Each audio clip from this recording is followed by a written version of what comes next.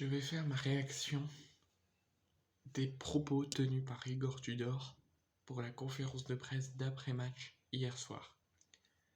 Donc la question des journalistes, c'était que s'est-il passé sur le deuxième but de Tottenham, pris à la dernière seconde? Les joueurs n'étaient-ils pas au courant qu'ils étaient qualifiés pour l'Europa League? Voici les propos d'Igor Tudor et je réagis juste après. Voici ce qu'il dit. La consigne que j'ai donnée depuis sur le banc, c'était de rester là et de ne pas aller vers l'avant. Mais les joueurs ont poussé, même si je voulais qu'on soit plus équilibré. Il y avait beaucoup de bruit, c'était difficile de nous entendre.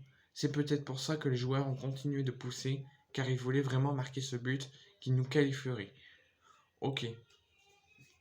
La consigne, c'était de ne pas aller vers l'avant. De toute façon, on était éliminés. Si on faisait match nul, on était en Europa League vu que Francfort avait gagné de l'autre côté. Ok, ta consigne est bonne. On reste équilibré, on se fait des passes le temps que l'arbitre siffle, on fait attention à la défense, on va pas vers l'avant, on est éliminé de toute façon.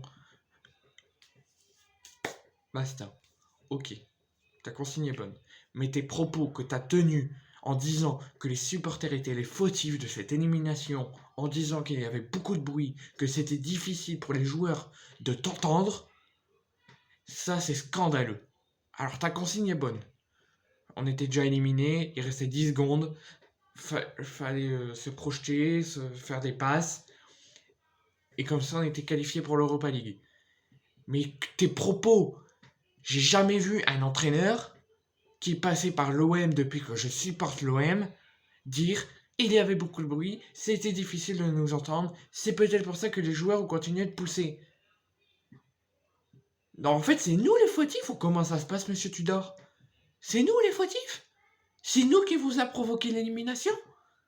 C'est toi, Tudor. C'est tes choix. Ok, les joueurs, eux, ont été compétitifs. N'ont pas fait la même deuxième mi-temps qu'ils ont. Enfin, ils n'ont pas joué pareil en première et en deuxième. Ça, c'est autre chose. Mais c'est tes choix. C'est toi l'entraîneur. C'est toi qui dois les pousser. Nous, on les a poussés. Donc, je vois pas pourquoi tu nous accuses au lieu de t'accuser toi, de dire j'ai fait des erreurs, je suis complètement le fautif, c'est de ma faute qu'on est éliminé. Là, j'aurais dit ok, c'est un bon entraîneur, il sait que c'est lui, il a fait des mauvais choix, il va nous relever. Mais là, à dire que c'est les supporters qui ont provoqué l'élimination parce qu'ils ont trop fait de bruit, donc en fait, il faut qu'on se taise, qu'on siffle, ou qu'on soit pas là, que les matchs soient à huis clos, et comme ça, les consignes passent. Alors, je suis pour que les consignes passent très bien aux joueurs. Hein. Je suis pour. Mais de dire que c'est de notre faute que les consignes ne sont pas passées, et que du coup, ça a provoqué l'élimination, ça, c'est pas digne d'un entraîneur. Alors, j'espère que Pablo Longoria, tu vas bouger ton cul et nous changer d'entraîneur. Deuxième question. Un journaliste, pourquoi avoir sorti Gigot alors que tu l'as fait rentrer en première mi-temps à la place de Bailly qui s'est reblessé? Alors je sais pas, peut-être Bailly lui a dit je suis pris à 100%, je veux jouer. Et du coup, Tudor l'a fait jouer et il rechute au bout de 9 minutes. Mais si Tudor l'a fait jouer alors que Bailly ne voulait pas, ça on le saura jamais, mais ça c'est pas normal. Donc pourquoi avoir fait sortir Gigot et faire entrer Kolasinac? Donc voici sa réponse. Parce qu'il est un peu plus offensif, on a essayé de manière générale d'être plus offensif avec l'entrée d'Under, et la preuve, on a eu cette occasion de Kolasinac, s'il avait pu la mettre au fond, on était qualifié. Oui, s'il l'aurait mis au fond, on était qualifié. Under m'a étonné, il a fait un très bon match. Oui, ta consigne d'être plus offensif, je la comprends. Mais pourquoi avoir fait sortir Gigot alors que tu l'as fait rentrer? Il faisait un bon match. Alors Kolasinac a fait une très bonne rentrée malgré sa tête qui passait au-dessus. Mais pourquoi avoir sorti Gigot?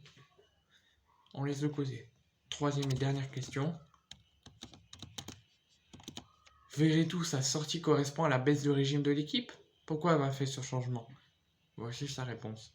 Ce n'est pas le moment de parler des individualités. On a livré un match important contre un adversaire fort. On n'a pas réussi à récolter ce qu'on a semé.